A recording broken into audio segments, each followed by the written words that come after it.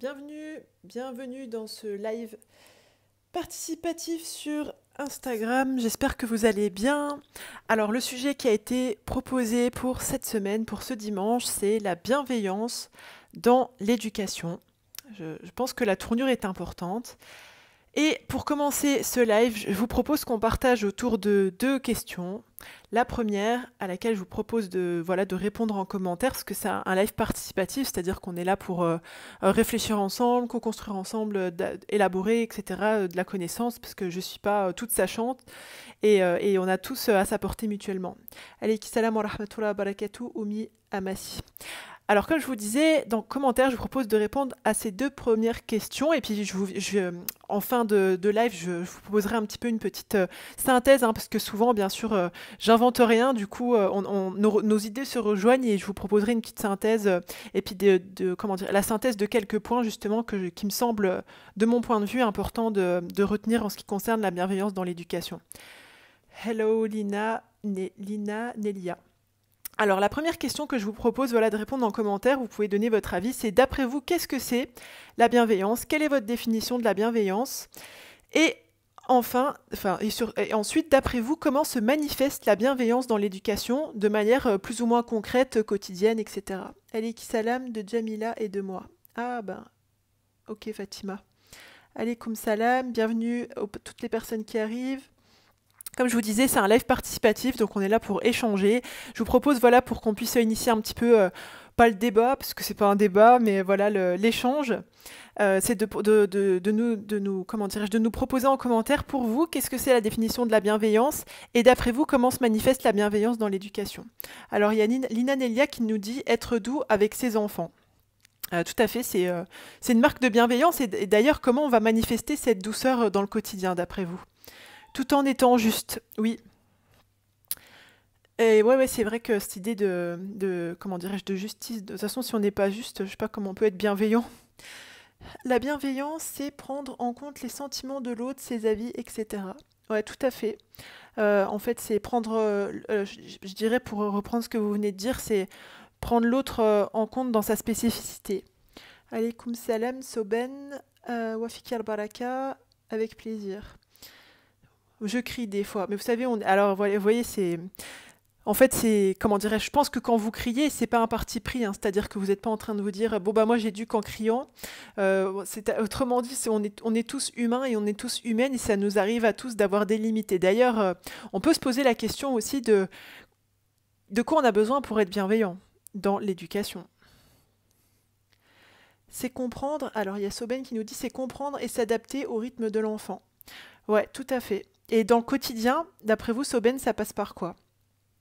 Alors, il y a Minhaj Salaf qui nous dit faire de notre enfant un futur acteur de la société et lui donner les outils nécessaires. Ouais, je suis d'accord. C'est vraiment, c'est bon, c'est le préparer effectivement à sa vie future, si je peux dire ça comme ça. Ouais, je suis d'accord. Éducation positive. Alors, ça veut dire quoi, Fatoum, pour toi, l'éducation positive? Éducation dans l'amour, ni en construction, nous dit. Bienvenue, je pense que c'est la première fois que je vous vois. Éducation dans l'amour en tenant compte de leurs ressentis et de leur immaturité. Ouais, c'est important ce que vous apportez comme élément ni en construction 2018, parce que pour pouvoir rester bienveillant, je pense qu'on a besoin de se souvenir que l'enfant est un enfant. C'est-à-dire qu'il n'a pas les mêmes capacités de réflexion, de compréhension, d'intégration, entre guillemets, que nous. Et du coup, le fait de se figurer cette différence et de considérer l'enfant comme un enfant, si je puis dire réellement, c'est-à-dire dans sa dimension d'immaturité, bah, ça nous permet peut-être d'être davantage patient et du coup de faire preuve de davantage de bienveillance. Ina Lilia nous dit, après je me dis, les pauvres, je suis méchante. Non mais Ina Lilia, faut pas culpabiliser, hein. Comme je vous disais, vous êtes humaine en fait, hein. C'est-à-dire que voilà, quand vous criez déjà le fait que vous culpabilisiez, ça montre que c'est pas un parti pris, hein. C'est malheureusement, il y a des gens pour qui c'en est un. Ils vont vous dire, bon bah voilà, moi j'ai été éduquée comme ça, je reproduis, j'en suis pas mort. Voilà, donc ils escomptent pas pour leurs enfants plus que de la survie. Si je puis dire, donc voilà, c'est pas que vous êtes méchante, c'est que vous avez des limites, Lina Lélia. Alors, Jess nous dit, la bienveillance, c'est apprendre à connaître l'autre et à se connaître. Allez, je rebondirai sur ce que vous venez de dire, Jessica, tout à fait. est-ce qu'il faut d'ailleurs pas se connaître pour pouvoir bien rentrer en connexion dans la connaissance de l'autre? C'est être à son écoute, nous dit Soben. Ouais, tout à fait. Et d'après vous, dans le quotidien, par quoi ça passe? Si vous avez des petits exemples comme ça. Aurélie nous dit, la bienveillance est le fait de se mettre à la place de l'autre, entrer dans son monde. Ouais, c'est très intéressant ce que vous dites, hein. C'est autrement dit, c'est ce qui relève un petit peu de l'intelligence émotionnelle, hein, le fait de pouvoir se mettre à la portée de l'autre comme ça, de se mettre à sa place, d'avoir de l'empathie, voire de la compassion. Lui prêter beaucoup d'attention. Oui, c'est vrai. Et pour pouvoir prêter de l'attention à l'autre, c'est vrai qu'on parle beaucoup. Moi, je vais lancer une petite perche, hein. Là, je savais qu'en abordant ce sujet de la bienveillance dans l'éducation, on allait penser qu'on allait parler des enfants. Moi, je vous propose d'aller un petit peu plus loin. Je vais un petit peu spolier ce que je voulais vous donner par la suite. Mais qu'est-ce que vous en dites de la bienveillance dans l'éducation, certes avec nos enfants, c'est-à-dire des personnes dont on est responsable, mais qu'est-ce que vous en dites vis-à-vis de vous-même en fait? De quelle manière vous, en tant que femme, en tant qu'homme, en tant qu'adulte, comment vous vous éduquez déjà vous-même et comment vous êtes bienveillant dans votre propre éducation? Je vous propose qu'on aborde le débat un petit peu de cette manière-là, si vous voulez bien. Merci Émilie. À votre service, Inalélia.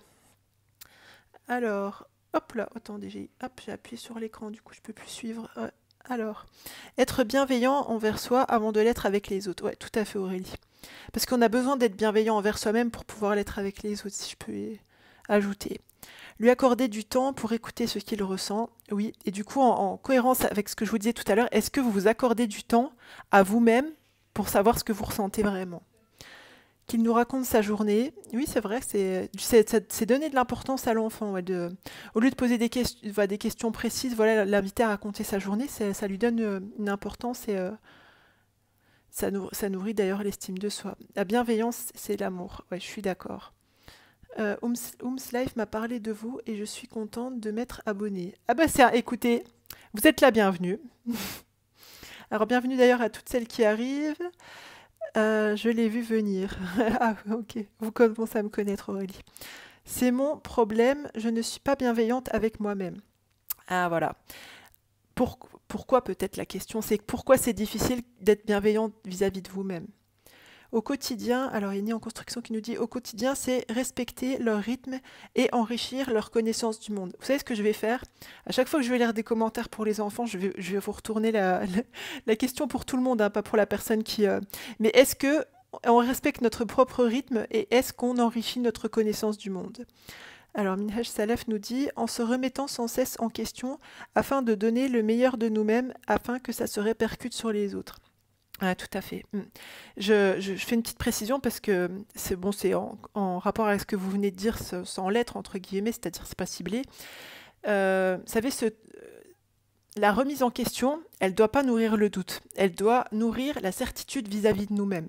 Parce que si c'est une remise en question qui alimente le doute, c'est peut-être que c'est plutôt une remise en cause. Je me permets de faire une petite parenthèse parce que je vois que ça apporte beaucoup de préjudice en fait de faire cette erreur de croyance, si je puis dire ça comme ça. Donc voilà, je voulais dire vraiment je voulais insister sur le fait que le fait de se remettre en question, ça doit vraiment nourrir la construction d'une certitude vis-à-vis de nous-mêmes. Alors Jess nous dit, ça passe par l'expérience, je crois. Faire de son mieux, puis se corriger en fonction de la réaction, de sa propre réaction ou de celle de l'autre. Oui, tout à fait. Hein, l'éducation, elle se construit dans l'interaction, hein, si je peux dire ça comme ça. En partie, hein, en grande partie même. Alors il y a Mom Wifi qui nous dit la bienveillance vis-à-vis de nous-mêmes, c'est écouter ses propres besoins et être indulgent avec soi-même. Oui. Alors, pour vous, comment on fait, si je peux dire ça comme ça, bon je dis vous, hein, mais qui veut répondre à la question, comment on fait d'après vous pour être indulgent vis-à-vis de soi-même?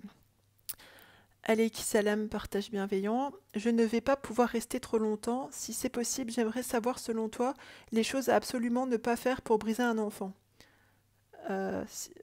Pour pas briser un enfant, j'imagine. Moi, j'ai fait un podcast là-dessus qui s'appelle d'ailleurs Comment briser un enfant. Wafi Karl Baraka. Alors, je vais dire des trucs qu'il vaut mieux pas faire. Bon, j'aime pas parler en mode négatif, mais je pense que c'est pour faire, comment dirais-je, faire de la comparaison, bon, bien sûr, la violence psychologique, la violence physique, j'en parle même pas. Rabaisser, enfin, comment briser un enfant, hein, violenter-le psychologiquement, maltraiter-le physiquement, rabaisser-le, dites-lui que c'est un bon à rien, collez-le dans une étiquette, empêchez-le de choisir sa vie. Enfin, si vous voulez, on est là en tant qu'éducateur, entre guillemets, là pour faire une petite parenthèse sur l'éducation, pour cadrer en fait, hein, pour que l'enfant, c'est sûr, pour l'orienter dans des choix qui sont les meilleurs pour lui, mais pas pour choisir à sa place. Parce qu'il y a des violences, entre guillemets, qui sont, comment dirais-je, obvious, je sais plus comment on dit en français, qui sont évidentes, pardon, mais il y en a qui le sont moins. Et en un sens, quand on choisit tout pour son enfant, quand on veut tout faire à sa place, quand on le laisse pas choisir, quand on le laisse pas exister, est-ce que c'est pas une manière est-ce que c'est pas une violence douce, si je peux dire ça comme ça? Donc tout ça, tout ce que je viens de vous dire là, pour éviter de briser un enfant. Pour rebondir sur ce que tu viens de dire, si nous n'apprenons pas à accueillir nos émotions, il va nous être très difficile d'accueillir avec bienveillance celles de nos enfants. Ouais, tout à fait. Ça va être difficile pour vous et puis pour l'enfant, hein. Si, enfin, quand je dis vous, c'est pas vous qui... Anissa, c'est de manière générale. Lina Lélia, parce que on n'a pas été avec nous bienveillants. Oui, c'est vrai quand on a, si vous voulez, c'est difficile, mais pas impossible, hein, de donner ce qu'on n'a pas reçu. Donc c'est vrai que ça va demander quand c'est pas naturel, c'est-à-dire au sens où on l'a pas connu de familier, au sens familier, c'est vrai que c'est compliqué. Amadeus, petite question, peut-être sans rapport, mais que pensez-vous de Françoise Dolto et Montessori? C'est vaste, hein. Ben, si vous... Qu'est-ce que... C'est compliqué à répondre comme question. J'ai rien contre elle, je dirais, de manière... Il y a du bon et du mauvais partout, en fait, hein. J'en pense rien de particulier, j'en pense rien... Voilà, je vous dirais qu'il y a des choses bien. Bon, après, je pourrais pas m'étendre sur le sujet. Après, je suis pas spécialiste non plus de Dolto et Montessori. Il y a des choses intéressantes dans les deux. Euh, c'est vrai que ces deux approches, je comprends l'association d'idées, hein, parce qu'il y a l'approche éducative et il y a l'approche bienveillante. Donc en ça, je les rejoins. Après, ce que j'ai observé, pas tant de Dolto mais de Montessori, c'est que les gens sont très... Enfin, si vous voulez, Montessori, c'est entre guillemets, c'est une philosophie, si on peut dire ça comme ça. Mais il y a l'esprit entre guillemets Montessori, puisqu'on en a fait dans le matériel. C'est-à-dire que, comment dirais-je, j'adhère pas à tout ce qu'il y a dans Montessori, mais si on suit la logique Montessori, c'est pas juste avoir le matériel et faire des activités aux gamins. Si à côté de ça, vous n'êtes pas bienveillant, vous parlez. Enfin, vous voyez, je trouve que Montessori, on en a fait beaucoup quelque chose de matériel et on a perdu un petit peu ce qui était positif. Pour Dolto, pareil, je dirais, il y a du bon et du mauvais, donc j'en pense, on va dire, rien d'absolument génial, c'est rien d'absolument blâmable, on va dire. Bon, j'imagine que ma réponse est très frustrante, mais voilà, ça prendrait du temps de tout analyser. C'est vraiment comment faire pour ne pas briser un enfant pêcheur. Pêcheur. Vous pouvez me redire, Lina Lélia, je pense qu'il y a eu une erreur de frappe. Un enfant pêcheur? J'ai pas compris. On a la responsabilité de nos enfants à les faire devenir des adultes épanouis. Ouais, tout à fait. Et j'ajouterais que peut-être des fois ce qui empêche la bienveillance dans l'éducation, de manière assumée, c'est le fait de considérer ses enfants comme ses servants, entre guillemets comme ça, ou de considérer que l'amour n'est pas, qu'ils doivent mériter, entre guillemets, notre amour ou ce qu'on fait pour eux. Donc ça empêche la bienveillance dans l'éducation. D'être beaucoup dans les devoirs. D'ailleurs, le fait d'être dans beaucoup le faire et d'être beaucoup dans le devoir, ça empêche la bienveillance vis-à-vis de soi-même aussi, et de sa propre éducation. Et du coup, donc ça, de manière obvious, j'ai encore oublié le mot, évidente, voilà.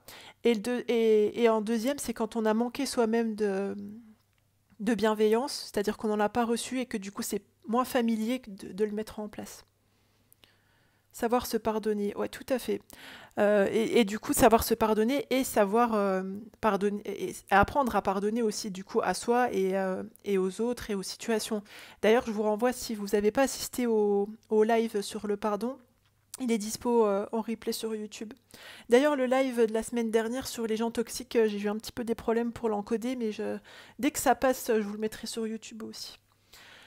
C'est mon angoisse, les futurs adultes, c'est-à-dire, Lina Lélia. Pour être indulgent avec soi-même, il faut accepter son passé.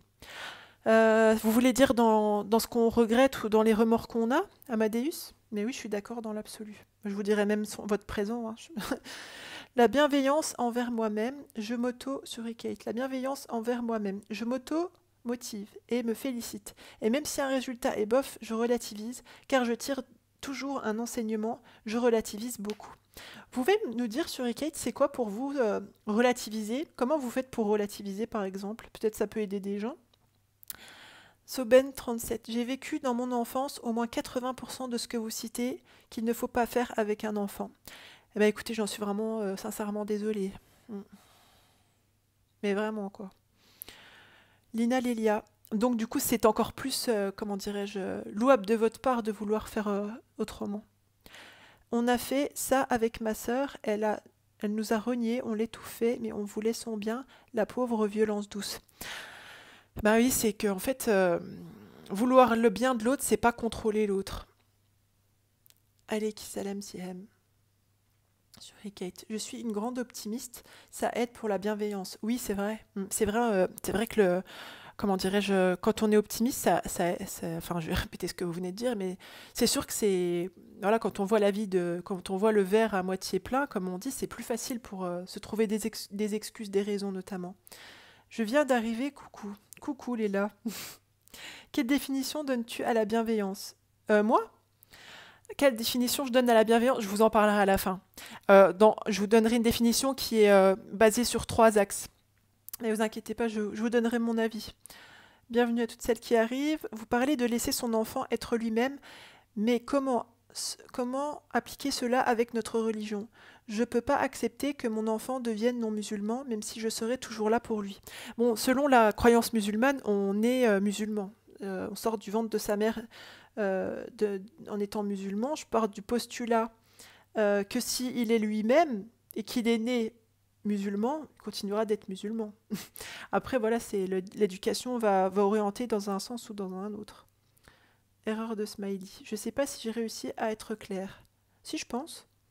Pêcheur, ça veut dire le pauvre. Ah, vous êtes du sud, pêcheur, c'est ça? Attendez, du coup, la phrase, c'était quoi? Vous pouvez me redire la phrase, Lina Lélia, j'ai oublié, c'était quoi la question? Si je remonte, je vais perdre le fil des commentaires, excusez-moi. Je pense que la bienveillance envers soi-même, c'est avoir des principes de vie. Alors, je ne sais pas dans quel sens vous voulez dire, mais vous savez, je dirais que pour pouvoir agir, comment dirais-je, pour peaufiner la connaissance et du coup la certitude qu'on a vis-à-vis de soi-même, il faut pouvoir définir ses valeurs et agir en fonction de ses valeurs. Et c'est vrai que du coup, d'avoir des principes de vie, ça permet certainement, par exemple, de se respecter, de mettre des limites en cohérence avec ces valeurs-là. Et du coup, d'être bienveillant. Alors, je ne sais pas ce que c'est ce que vous avez voulu dire. Peux-tu redonner ta définition de la bienveillance, s'il te plaît? En fait, je la donnerai à la fin.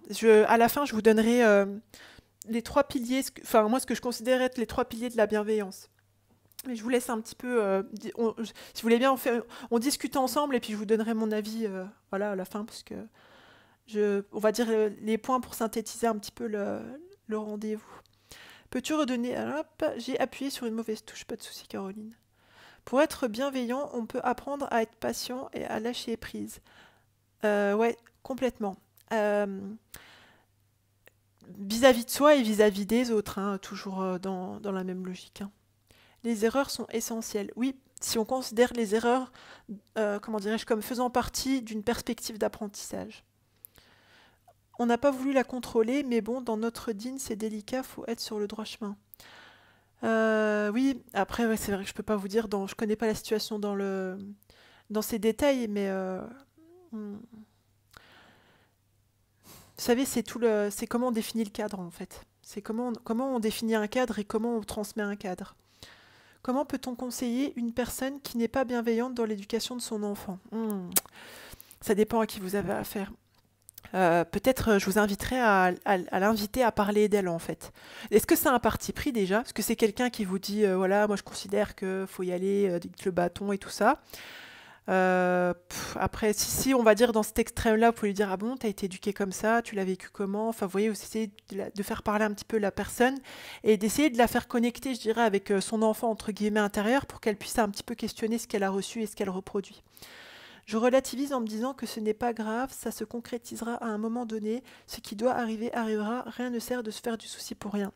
Oui, c'est un très bon lâcher-prise, c'est une définition du lâcher-prise que vous avez donné aussi, et du coup de la croyance, quand on croit en son destin en fait. Sonia. Pour rebondir sur ce que disait Ismaël sur le fait de laisser un enfant être soi-même et la religion, si un enfant fait des choses contraires à l'islam, on doit faire quoi du coup? Bah déjà c'est un enfant, donc bon après moi je suis pas savante on va dire dans la religion, mais je vous dirais c'est remettez les choses à leur place, hein, si c'est un enfant hein, déjà donc faut se dire c'est un enfant, il sait pas ce qu'il fait. Enfin, entre guillemets, c'est pas ce qu'il fait, il n'a pas atteint l'âge de raison. Du coup, je vous dirais que même vis-à-vis des, c'est comme un peu avec les adultes en fait. Hein, il faut rappeler en fait, hein, faut rappeler le cadre. Comment dirais-je, corriger, c'est-à-dire, comment dirais-je, quand je dis corriger, c'est pas fouetter ou je sais pas quoi, hein, c'est corriger l'erreur, c'est-à-dire dire, bon, bah voilà, ce que tu as fait, ça convient pas, pour telle raison, vous expliquez pourquoi, et puis vous expliquez à l'enfant comment il peut faire mieux, comment il peut réparer son erreur, etc. Juste le conseiller sans rien lui imposer, ben, ça dépend de quoi on parle, Sonia, en fait. Hein. Ça dépend de quoi on parle. D'ailleurs, le lâcher-prise serait un excellent sujet à proposer également. Oui, ouais, c'est pourquoi pas. Bon, après, je sais pas si... Oui, si, c'est vrai, vous avez raison. C'est plus dans le sens de la négligence. Oh là là, chez Ima, j'ai perdu j'ai perdu le fil de des commentaires, excusez-moi.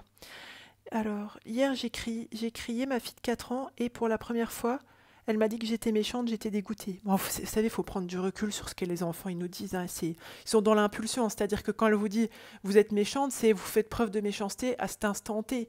Mais je suis certaine que votre fille, elle vous considère pas méchante de manière générale, vous voyez. Mais je comprends ça vous ait touché. Jess, chacun sera responsable de ses actes et en tant qu'éducateur, on sera responsable de l'éducation donnée et de notre intention, mais le résultat ne dépend pas de nous. Merci Jessica pour cette mise en perspective du lâcher-prise, tout à fait. Notre religion nous invite à la bienveillance, notre prophète, paix et bénédiction soit sur lui, était un exemple de bienveillance. Oui, c'est vrai. La bienveillance n'est pas forcément laisser l'enfant faire ce qu'il veut. Ou pas du tout.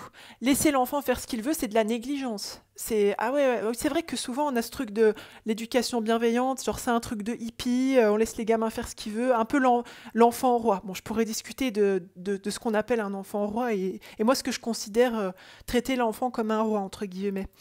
Mais carrément, hein, si vous voulez mettre un cadre à l'enfant, c'est être bienveillant en fait. Lui mettre des limites, c'est être bienveillant. Parce que de toute façon, quand on est négligent vis-à-vis des enfants, ça les met, ils se sentent hyper mal psychologiquement. Donc le but, c'est pas du tout la négligence. Comment reconstruire avec ses enfants? Bah, ça dépend d'où vous partez, hein, je vous dirais. Mais de manière générale, je vous dirais reconstruisez avec vous déjà pour être en capacité de reconstruire avec vos enfants. Et il ne faut pas avoir peur de s'excuser, de reconnaître ses torts et de s'excuser, je pense. Ma mère était laxiste, du coup j'ai voulu faire le contraire, et je m'en suis très vite rendu compte que ce n'était pas épanouissant pour moi ni pour mes enfants. Ouais, parce que c'est le contraire du laxisme, ce n'est pas la rigidité, ou enfin je sais pas ce que vous voulez dire, ou le contrôle en fait. Hein, il y a bon, c'est sûr qu'il y a toujours un équilibre, mais souvent quand on a connu une extrême, on va vers l'autre. Hein, comment dire, on ne peut pas vous blâmer, hein, parce que c'est assez humain comme réaction. Mais parce que quand on a vécu un extrême, on a besoin de tâtonner un peu dans l'autre côté, peut-être pour trouver après un équilibre. Mais le cadre, en fait, le cadre, si vous voulez, vis-à-vis de vous, ou le cadre vis-à-vis de la bienveillance dans votre propre éducation, ou le cadre vis-à-vis de la bienveillance que vous allez mettre aux personnes dont vous êtes responsable, ça fait partie prenante de la bienveillance. Et il savait être ferme quand il fallait. Oui, tout à fait. La fermeté, je pense que vous savez, cette fermeté dont on parle, hein, pareil, que ce soit avec les enfants ou même avec les gens qui nous entourent, c'est pas parce qu'on dit non, je suis pas disponible qu'on est méchant en fait ou qu'on n'est pas bienveillant en fait. Hein. Vous voyez, mettre des limites, c'est pas être mauvais. Du coup, je ne suis pas sur le long chemin de la bienveillance. Pourquoi vous dites que vous n'êtes pas sur le chemin de la bienveillance? Enfin, vous êtes en train de vous questionner manifestement, donc il me semble que c'est que vous êtes en train de cheminer. Oui, je pense beaucoup confondre bienveillance et laxisme. Ah oui, oui, non, non, laxisme, c'est de la négligence, hein, c'est une violence psychologique d'être laxiste, hein, à mon sens. Bon, peut-être j'abuse un peu, hein, mais vous trouverez, hein, mais pour moi, être laxiste, c'est de la négligence, c'est abandonner l'enfant, en fait, sur le plan psychologique ou émotionnel. Même parce qu'il a besoin, en fait, l'enfant, de se sentir cadré. Jess, la bienveillance, c'est aider les enfants à réparer leurs erreurs sans les juger. Ouais, tout à fait. Comme on aimerait nous-mêmes se voir donner le droit à l'erreur et la capacité de réparer nos erreurs. Comment rester bienveillante quand on instruit nos enfants et quand on ne peut les confier pour souffler? C'est une bonne question, hein. C'est vrai que quand on a les enfants H24 avec soi, il faut se trouver effectivement des temps. Franchement, ça c'est un conseil pour les mamans, mais je pense même pour tous les adultes en fait qui ont des responsabilités. Il vous faut un temps pour souffler ou pour vous préparer. Ça peut être le temps après le coucher. Ça peut être de vous réveiller le matin un petit peu à vos enfants. Ça peut être pendant la sieste. Oui, au détriment du ménage ou que sais-je. Mais si vous voulez, je pense que si vous prenez un temps dans le quotidien comme ça pour souffler, une demi-heure, 1 heure, 2 heures, peut-être ce sera moins lourd de sorte à ce que vous ayez envie de les confier comme ça pendant longtemps. Après, même si vous instruisez vos enfants à la maison, peut-être, c'est souvent le cas des mamans, mais je trouve que c'est pas mal pour souffler, les inscrire dans des activités extrascolaires. Why not? Je suis sur le long chemin de la bienveillance, je me suis trompée. Ah d'accord, c'est bien, tant mieux. Comment être ferme et gentil? Mais quand on est ferme, on n'est pas méchant en fait, hein. Être ferme, ça ne veut pas dire qu'on est méchant. Enfin, vous voyez, c'est que vous pouvez dire les choses avec fermeté, je vais vous le faire comme ça, sans crier en fait. Vous voyez, vous êtes gentil, parce que de toute façon, c'est être gentil que d'être ferme. Vous voyez, parce que vous donnez un cadre en fait, vous structurez l'enfant dans son environnement et dans sa tête, comme pour vous en fait. Du coup, c'est être gentil. Du coup, je peux pas répondre à votre question. Mais voilà, plaisanterie mise à part, je vous dirais, c'est avoir un ton de voix, vous voyez comme je fais là, déterminé, mais vous criez pas, sans crier en fait. Vous pouvez avoir un ton comme ça, déterminé, en haut, voilà, je vous fais un petit peu pour grossir le trait. En haut, c'est en haut, en bas, c'est en bas. Vous criez pas en fait, vous voyez, vous restez, le ton est neutre, ça fait un peu peur, mais ça reste gentil comme vous dites. Ma mère, pardon, a fait une dépression quand j'étais petite, du coup elle était là sans être là, j'ai du mal à trouver ma place avec mes enfants. Ah, c'est intéressant ce que vous dites. Vous voyez, euh, en fait, ce qu'elle décrit, Asp, c'est très perturbant pour les gens par la suite. Parce qu'en fait, quand on a un adulte qui est là, dans sa présence, dans son corps, mais qui est absent mentalement ou émotionnellement, c'est-à-dire que c'est comme on a eu une maman, mais il n'y avait pas de présence maternelle. Et c'est hyper perturbant après quand soi-même on est maman, parce que justement, quand elle dit trouver sa place avec ses enfants, c'est-à-dire que c'est, peut-être j'imagine, bon je ne vous connais pas dans le détail, mais si je grossis le trait partant de ce que je connais dans ces genres de situations-là, c'est on a besoin de redéfinir qu'est-ce que c'est une mère en fait, au-delà de ce que nous on a vécu d'une mère, de ce qu'on a idéalisé d'une mère. Et du coup, trouver sa place avec ses enfants à ce moment-là, c'est confronter tout ça. Asp, je vous dirais, comme on se disait là jusqu'à maintenant, soyez présente pour vous d'abord, psychologiquement, émotionnellement, etc. Prenez soin de vous, apprenez à vous connaître et tout pour développer, comment dirais-je, avoir des ressources pour être là, pour donner la même chose à vos enfants. Suivez votre instinct. Soso, d'où l'importance d'être des parents équilibrés avec des valeurs pour savoir être bienveillants avec nos enfants. Oh oui, je suis complètement d'accord. Moi, ferme, je ne sais pas. Euh, pourquoi ça vous perturbe comme ça le fait d'être ferme? Comment ça a l'air impossible pour vous, Nina? Aurélie nous dit, ça, c'est les petits quand on leur dit non, ils disent t'es méchante. Oui, voilà. Vous savez, souvent ils nous, moi je dis pas à vous, Aurélie en particulier, hein, mais ils répètent ce qu'on leur dit, hein. Si quand ils font des trucs, ils ont entendu pas vous, hein, ça peut être d'autres éducateurs à l'école ou des autres gamins, ah t'es méchant, bah ils le redisent en fait, hein. Mes enfants me bouffent car j'ai peur qu'elles me détestent. Ouh là là, pourquoi elles vous détesteraient? Ah oui, Lina, mais Lina, enfin, si vous voulez, je pense qu'à un moment donné, c'est pas anodin de détester ses parents. C'est-à-dire qu'on les déteste pas pour toujours, on les déteste parce que, enfin, on déteste la frustration qu'on est en train de vivre à un moment donné. Je pense qu'il faut pouvoir prendre du recul par rapport à ça, notamment quand on est adolescent, quand on est brimé sur certains trucs, ou voilà, même quand on est enfant, quand on nous met des limites, on est frustré. Et dans la frustration, on peut dire des choses comme ça. Mais vous savez, pour qu'un enfant, hein, il déteste son parent, faut vraiment aller loin. Je ne sais pas si vous avez remarqué, les enfants, ils ont beaucoup de miséricorde, j'ai envie de dire, hein. C'est-à-dire que des fois, on manque à certaines choses, et soit ils ne le remarquent pas, ou ils nous parlent. Enfin, vous savez, je pense souvent à ça. Regardez, quand vous punissez, entre guillemets, un enfant, vous le réprimandez, vers qui il va aller demander du réconfort? Vers vous. C'est quand même incroyable, quoi. Le bon exemple, Jessica, si on est bienveillant avec soi et avec les autres, ça a un impact sur les gens et les enfants qui nous entourent. Oui, tout à fait. Pareil, une maman dépressive, du coup, aujourd'hui, limite, je regrette d'avoir eu des enfants. Euh, Vous savez, il n'y a rien qui est figé, hein, Lina. Mais c'est vrai, c'est difficile de se construire en tant que maman quand on n'a pas une figure maternelle réelle, en fait. Observez autour de vous, faites comme vous avez envie de faire. Et puis surtout, trouvez-vous des excuses, comme on se disait tout à l'heure, soyez bienveillante vis-à-vis de vous-même, parce que de toute façon, vous savez, personne, souvent, quand les mamans, les premiers enfants, on leur dit, ah, qu'est-ce que ça fait d'être maman? Elles viennent juste d'accoucher, mais elles en savent encore rien. Enfin, qu'est-ce que je veux dire par là, c'est que on se construit en tant que mère tous les jours, en fait. Vous voyez, c'est pas genre le bébé il sort et ça y est, on est maman. On devient maman, on devient parent. Il faut pas donner la vie quand nous ça va pas en vrai. Je sais pas. C'est vrai que je vous dirais dans l'absolu c'est mieux d'être bien dans sa tête, mais même pour vous, hein, pour pouvoir être parent de manière générale. Mais après, ben, parfois c'est ce qui nous donne l'opportunité, c'est une opportunité de se révéler et de se réveiller, je dirais. Alayki salam Alisa. Être bienveillant, c'est aussi être ferme. Moi, je suis d'accord. La bienveillance consiste dans le fait de soutenir ses enfants et accepter leur personnalité sans vouloir les faire entrer dans son moule. Oui, sans chat, je suis complètement d'accord. Les lames s'aimènent. Bienveillance, ça doit être mêlé à l'exigence. Les deux doivent aller de pair. Qu'est-ce que vous voulez dire par exigence? Vous pouvez me donner un exemple?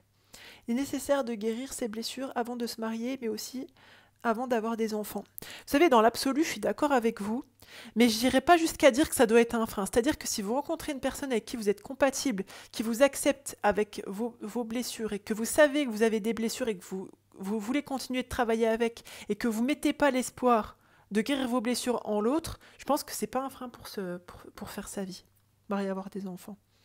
Maman Mouslima, MDR, mon aîné qui écoute le live avec moi. Ah, c'est vrai, mon petit frère te dit aussi, t'es méchante. Je veux parler de guérir ses blessures d'âme. Hmm. J'ai vécu exactement, à 93, j'ai vécu exactement la même chose de mes 10 ans à mes 20 ans. Je n'étais jamais posé la question de ma place, mais c'est vrai que c'est pertinent. La bienveillance, en tout cas, dans l'éducation, et c'est même dans le code de l'éducation, c'est d'abord croire en lui. Ah, il y a un code de l'éducation? Je m'en rappelais plus. Je sais, j'avais oublié. Si je l'ai su, j'avais oublié. Oui, il faut guérir ses blessures avant d'avoir des bébés. Je dirais c'est mieux, mais je dirais pas que c'est une obligation. Alaykoum salam, Mama de Loubna. Aurélie, je vis une période difficile et ce truc de la maman qui est là, mais pas là, j'en suis là. Et justement, j'ai peur de causer du tort à mes enfants par là. Vous savez, si en fait, ce qui est important dans ces moments-là, parce que ça peut arriver à tout le monde et à chacun, chacune d'avoir des périodes difficiles, c'est de communiquer avec ses enfants sur ce qui se passe, de dire voilà, maman, elle se sent pas trop bien, mais je fais de mon mieux pour t'écouter, je t'aime beaucoup. Enfin, vous voyez, c'est de maintenir la communication, d'expliquer à l'enfant pour qu'il puisse se représenter que c'est pas de sa faute et qu'il n'est pas responsable. Mais c'est vraiment ça joue beaucoup. Ina Lélia, si vous êtes présente pour vos enfants, que vous passez des moments de qualité avec eux, ils retiendront ça. Ouais, complètement sans chat. Les moments de qualité. Vous savez, les enfants, ils retiennent pas. Enfin, j'ai dit ça en story pour rigoler, mais oui et non. Hein. Si la vaisselle a été faite, si les sols étaient propres, si leur linge était repassé, ils retiennent effectivement les moments de qualité. Quand je parle d'exigence, j'englobe la fermeté, en fait, poser un cadre rigoureux mais pas rigide. Ah ouais, tout à fait, Léla, je suis d'accord. J'ai compris, merci. Moi, je ne l'ai pas dit à mon amoureux que j'avais des blessures, j'avais peur qu'il m'abandonne. Aujourd'hui, le pauvre, il déguste. Ah ben, on lui souhaite de la patience, mais bon, je suis sûre que vous avez plein d'autres qualités qui fait que Même s'il déguste, il est content de vous avoir. Moi, c'est le mariage et le fait d'avoir des enfants qui m'a éduquée et qui fait grandir. Oui, tout à fait. C'est pour ça que je vous disais, je pense pas que c'est mieux de faire un travail sur soi avant de fonder une famille, mais il faut pas non plus attendre d'être parfait avant de se lancer, quoi. Donc, ouais, le fait d'être maman, d'être parent et même d'être dans une relation, voilà, d'avoir un mariage et tout, c'est le miroir que l'autre nous renvoie, etc. Ça permet d'avancer. Enfin, c'est des expériences de vie qui permettent indéniablement de travailler sur soi et d'évoluer. Mes enfants m'aident à me remettre en question. En même temps, c'est Allah qui donne des enfants. Oui, voilà, c'est ça. C'est que des fois, en fait, il y a des circonstances de vie qui fait que on choisit pas entre guillemets. Merci Sancha. Zaouja. J'ai pas grandi avec ma mère et grandi dans un environnement très hostile. Aujourd'hui, j'ai 2 enfants et c'est vrai, je suis souvent dans la fuite avec eux. Mon mari l'a remarqué et ça me pèse. Faut vous poser avec vous-même en fait. Mais c'est vrai, hein, quand on a fondé une famille, quand on n'a pas une famille au sens premier du terme, au-delà de, c'est vrai, hein, c'est beaucoup de c'est beaucoup de difficultés en fait, parce que c'est quelque chose qui normalement est naturel, mais qui ne l'est pas familier, alors que c'est la famille. Alors c'est vrai que ça fait mal à la tête, hein. Ne pas faire preuve d'autorité, je parle bien sûr d'autorité éducative, est essentiel si l'on veut être bienveillant. C'est en ça qu'il faut de la fermeté. Enfin, la fermeté, ce n'est pas anti-éducatif. Ouais, je suis d'accord, Léla. Sancha. Mon père nous a battus. Attention, je suis contre. Mais il nous a ramenés dans des parcs d'attractions, on jouait ensemble à la console et franchement, c'est ce que je retiens. Oui, même quand on est plus âgé, en fait, hein, en tant qu'enfant, la miséricorde qu'on a vis-à-vis de ses parents, c'est-à-dire que c'est pour rebondir sur ce que disait tout à l'heure, elle est là, je crois, c'est est-ce que vos enfants vont vous détester en fait, hein, c'est que, enfin, de toute façon, enfin, on a envie en fait d'aimer ses parents naturellement, je pense. Oui, c'est Allah qui nous donne, mais c'est pas Allah qui nous dit de cacher, c'est-à-dire de cacher. Quelle est ta définition de la bienveillance, s'il te plaît? Oui, je vais vous la donner. Je sais plus si c'est vous qui m'aviez. Ouais, je sais pas, j'ai pas regardé l'heure.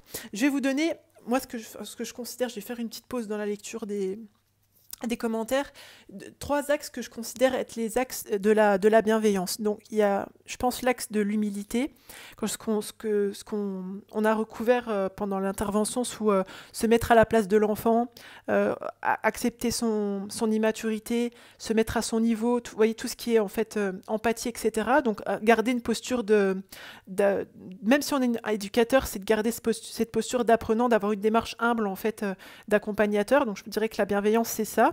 Je dirais aussi que la bienveillance, c'est tout ce qui, c'est comprendre. Donc, pas être dans le jugement, d'être vraiment dans la compréhension, dans la prise en compte des émotions, des ressentis, de comment l'enfant vit la situation, qu'est-ce qu'il a compris, etc. Je dirais que pour la recette aussi de la bienveillance, le troisième pilier que je voulais vous donner, c'est le respect. Bon, alors bien sûr, tout est interconnecté, hein. Mais voilà, donc si je répète, je dirais les 3 piliers de la bienveillance, c'est l'humilité, la compréhension et le respect de l'individu. Et si je vous donnais une définition de la bienveillance, je dirais que c'est l'équilibre entre, comme on disait tout à l'heure, la fermeté et puis une démarche d'empathie en fait, hein, parce que être, comment dirais-je, être empathique, ça veut pas dire être négligent, ça veut pas dire. Allez, je vais faire une petite parenthèse sur l'enfant. Ouais, j'en ai parlé tout à l'heure. Parce qu'on appelle, il me semble, qu'on appelle l'enfant roi, l'enfant à qui on passe tout, etc. On lui met pas de limite. Et s'il veut cracher sur les gens, on laisse cracher sur les gens. Mais en fait, je me dis, vraiment, un roi, c'est pas ça. Un roi qui gouverne un pays, par exemple un chef de famille, etc. et tout, c'est pas ça en fait, un roi vraiment. Si on disait qu'on éduque nos enfants comme des rois, c'est-à-dire des chefs d'État, des gens qui ont de la sagesse, qui prennent des décisions, etc. Moi je vous dirais, c'est mieux le lapsus, d'éduquer son enfant comme un enfant roi, c'est-à-dire un chef de patrie en fait, un chef de, vous voyez, un gouverneur, quelqu'un qui tranche, quelqu'un qui est sage, quelqu'un qui est juste. C'est ça, en fait, un roi réellement. Donc voilà, bon, c'est une petite parenthèse. Voilà pour ma définition un petit peu brève de la bienveillance, parce que bon, on a beaucoup abordé ici. Alors, Oumi Ismaël nous dit, mon fils de 21 mois, lorsque je pleure devant lui, me prend dans ses bras et me caresse la joue. J'ai peur que cela soit malsain, mais d'un autre côté, j'ai la même réaction lorsque je vois pleurer. Bah, c'est exactement pour ça qu'il fait ça avec vous, hein. C'est-à-dire que, euh, comment dirais-je, parce que vous réagissez de manière empathique avec lui, il réagit de manière empathique avec vous. C'est absolument pas malsain, hein. Parce que c'est pas parce que il fait ça, il est empathique vis-à-vis de vous, qui vous prend en charge psychologiquement, etc. Auquel cas là, oui, il y aurait un inversement de la hiérarchie, si je peux dire ça comme ça. Mais comment dirais-je, j'ai observé ça souvent avec les enfants, hein. C'est même là où vous allez les mettre, par exemple, en crèche au début, etc. Vous allez voir dans l'évolution du comportement de l'enfant quand il rentre en crèche, dans l'école, etc. Quand vous allez voir ce qu'il fait chez vous, c'est à l'échelle de comment il est traité, reçu, etc. À l'extérieur. Ils le reproduisent, hein, en fait, hein, autrement dit, hein. Donc c'est absolument pas, c'est normal, hein, il n'y a rien de malsain. Enfin, à mon sens. Nos blessures. Soyez indulgentes avec vous les filles, on fait avec son être, il faut avancer pas à pas et prendre du recul par rapport à la situation, ne pas se mettre une pression soi-même. Très bon conseil, merci Suricate. Complètement. Vous voyez, dans cette éducation, cette bienveillance dans l'éducation, certes vis-à-vis comment dirais-je, des gens dont on est responsable, parce que voilà, je vais faire encore une parenthèse dans la parenthèse, dans cette intervention, je savais qu'on allait commencer par parler par la bienveillance dans l'éducation avec les enfants, mais je voulais qu'on se pose aussi, on se parle de nous, comment on s'éduque en tant que personne en fait, comment on s'éduque en tant que parent, comment on s'éduque en tant que personne, comment on s'éduque en tant que conjoint. Vous voyez comment on est dans cette perspective d'évolution et que de toute façon, dans cette perspective d'éducation de nous-mêmes, on va être dans cette perspective d'éducation vis-à-vis de ceux dont on est responsable. Du coup, les conseils que nous donne Suriquette sont carrément appropriés. C'est pas son rôle de me consoler. Non, c'est pas votre. En fait, si vous voulez, c'est pas parce qu'il le fait une fois, par mimétisme, je pense, qu'il considère que c'est son rôle de vous consoler. Mais, Oumi Ismaël, compte tenu d'une discussion qu'on a eue aujourd'hui, je pense que votre remarque est tout à fait... voilà, vous allez comprendre ce que je voulais dire. Les lames s'émènent. Oui, je pense qu'il faut faire preuve d'indulgence envers vous. Et vous savez, il y a une erreur de croyance par rapport au fait d'être indulgent vis-à-vis de soi. On pense parfois que, en étant indulgent vis-à-vis de soi-même, on va commencer à devenir justement un peu laxiste, à se passer des choses, à se trouver des excuses et à ne pas se responsabiliser. Mais on peut, comment dirais-je, on peut être indulgent vis-à-vis de soi, c'est-à-dire se permettre le droit à l'erreur, tout en prenant la responsabilité de ses actes. Les enfants, comme l'a dit Émilie, sont absolument pas rancuniers. Parfois, en étant trop blessés, nous pouvons rencontrer des personnes qui ne sont pas bienveillantes envers nous. Oui, je vous dirais peut-être quand on est blessé, soit on n'est plus en mesure de faire la différence, ou alors on est tellement dans le besoin de l'autre qu'on accepte entre guillemets n'importe qui dans sa vie. Bon, je grossis le trait, hein. Cacher nos blessures. J'aime bien cette image d'accompagnateur. C'est pas être là, mais sans être invasif dans la vie de l'enfant, mais on est là pour le guider. Oui. Concernant la bienveillance, je dirais aussi le fait d'être à l'écoute des projets de ses enfants et de le rassurer lorsqu'ils se trompent ou échouent quelque part. Ouais, ouais, tout à fait. Ben, c'est vraiment considérer la personne en fait, hein. C'est vrai que je sais pas pourquoi, il y a des gens qui ont du mal à considérer que les enfants sont des personnes. Mais les enfants sont des personnes pas matures, donc des fois, bah oui, ils nous tapent un peu sur les nerfs parce qu'ils comprennent pas du premier coup, ils se gèrent pas au niveau émotionnel. Ah bon, bien sûr, je fais un petit peu de sarcasme, mais vous avez compris l'idée. Mais ouais, c'est ça. Comment être bienveillant quand les parents se contredisent devant les enfants tellement que je pense au divorce car je veux pas abîmer mes enfants qui se trouvent au milieu. Faut voir comment vous discutez de ça avec votre mari en fait.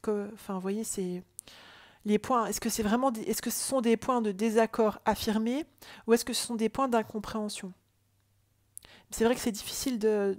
Après, la bienveillance que vous allez donner à vos enfants, s'il n'y a que vous, si je peux dire ça comme ça, sera toujours ça de prix, hein. Mais je vous invite à poser la question dont je vous ai parlé. Ah non, je vois pas du tout le lien. Si, à l'occasion, vous pouvez me le dire en privé. Oui, je vous le réexpliquerai. Alors, je vais en profiter voilà pour, comment dirais-je, il y a quelque chose en fait que je voulais, désolé, que je voulais souligner aussi dans cette intervention, c'est, comment dirais-je, c'est les travers entre guillemets de certaines visions éducatives. C'est-à-dire que éduquer, parce que voilà, on a défini un petit peu la bienveillance, on a défini donc la bienveillance, comme je vous disais tout à l'heure, sous le prisme de 3 piliers, qui reprennent d'ailleurs ce que vous avez suggéré, c'est-à-dire l'humilité, la compréhension, le respect. Et on a vu que enfin, voilà, je vous ai proposé plutôt une définition de l'éducation, certes vis-à-vis des personnes dont on est responsable, donc nos enfants, nos neveux, etc., si vous êtes éducateur ou enseignant, et vis-à-vis de soi-même, en fait. Comment on est bienveillant dans cette éducation qui est la nôtre et qui nous permet d'ailleurs de pouvoir assurer après la bienveillance dans l'éducation des gens dont on est responsable. En fait, éduquer, c'est pas dresser. Éduquer, c'est pas contrôler. Je dirais que éduquer, c'est élever la personne, élever en fait cet enfant qui est une personne ou nous-mêmes vers, comment dirais-je, vers vers un ensemble de valeurs, en fait, vers son plein potentiel, en accord avec des valeurs, en étant capable de se maîtriser, en se connaissant, en ayant une certitude vis-à-vis de soi qui du coup va laisser moins de place au doute, la personne va être en capacité après de s'affirmer, etc. Et justement, le fait de contrôler, c'est pas du tout vouloir contrôler un enfant, dresser un enfant. Enfin, en fait, si vous voulez, c'est pas un animal qu'on a avec nous. Enfin, malheureusement, voilà, on dresse un animal et encore, on pourrait discuter du dressage entre guillemets. Mais voilà, se contrôler ou contrôler l'enfant, c'est pas maîtriser la situation et c'est pas encore moins se maîtriser soi-même. On peut vous consulter en ligne et savoir, s'il vous plaît, où trouver vos tarifs si possible. Oui, vous pouvez je fais consultation en ligne et par téléphone. Vous pouvez vous rendre sur le site mapsyenlignechaismoi.fr et vous avez un onglet consultation où vous pouvez accéder à mon agenda et aussi à les tarifs disponibles sur le site. Si vous tapez aussi Antoine-Émilie, psychologue, vous tomberez sur mon site internet. Éduquer, c'est s'élever. Ouais, tout à fait. Je suis d'accord avec vous, Hanan. Aurélie, intéressant ce parallèle entre notre façon de nous éduquer et comment on éduque nos enfants. Pourquoi, même en se formant, en lisant sur la bienveillance, on n'arrive pas à devenir bienveillant selon la définition qu'on nous donne actuellement? Est trop brouillé ou n'est-ce pas naturel? Vous savez, je vous dirais, de toute façon, il y a un espace, si je peux dire ça comme ça, entre la théorie et la pratique. C'est-à-dire que pour apprendre, pour connaître, pour avoir un savoir, c'est pas une information. C'est-à-dire que si vous vous limitez à l'information, vous n'êtes pas dans le savoir. Parce que pour savoir, il faut mettre en pratique aussi. Du coup, comment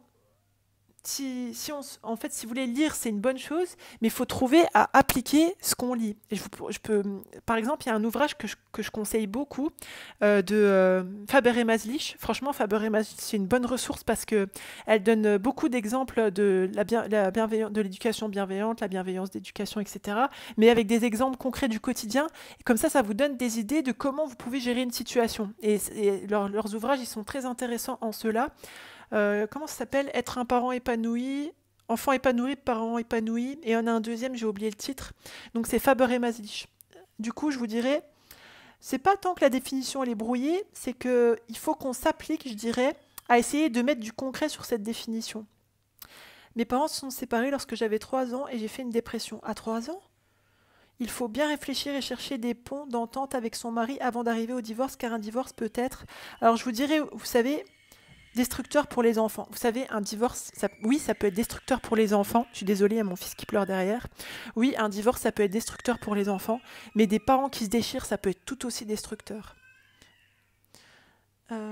Aujourd'hui, il est parfois difficile de les protéger des choses qui ne sont pas de leur âge.